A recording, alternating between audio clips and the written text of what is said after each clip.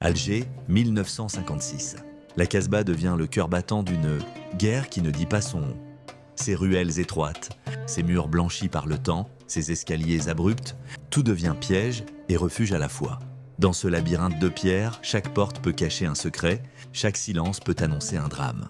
Les habitants vivent sous tension, les affiches déchirées sur les murs, les drapeaux flottant au vent rappellent une ville déchirée entre deux mondes. Les civils avancent vite, le regard fuyant, tandis que l'ombre des soldats plane à chaque carrefour. L'air est chargé de murmures et de soupçons. Au checkpoint, les femmes en haïque traversent, dignes et déterminées.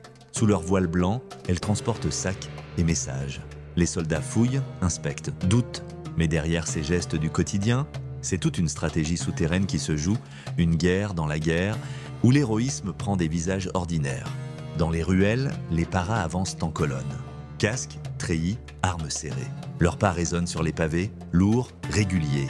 Chaque porte, chaque balcon peut devenir une menace. Ils imposent leur présence, mais la peur les accompagne. L'ennemi est partout, invisible, insaisissable. Puis vient l'explosion. Un café européen vole en éclats, verres brisés, flammes soudaines, silhouettes affolées qui se ruent vers la sortie. La ville se fige dans la stupeur.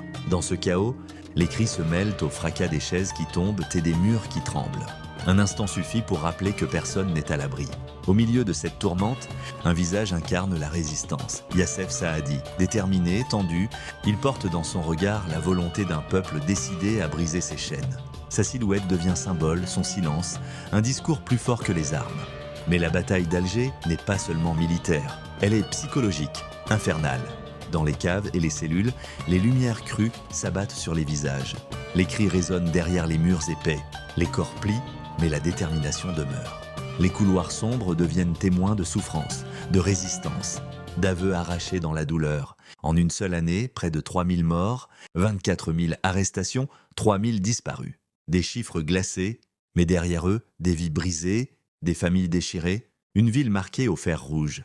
La Casbah encerclée résiste encore, et lorsque le soleil se couche, ses toits se parent de rouge et d'orange. Les silhouettes se dessinent à contre-jour, debout, silencieuses, témoins et acteurs d'une histoire qui les dépasse. Car cette bataille n'est pas seulement celle d'une ville, elle est celle d'un peuple qui refuse de disparaître. Dans chaque regard, dans chaque geste, dans chaque souffle retenu brûle une seule certitude.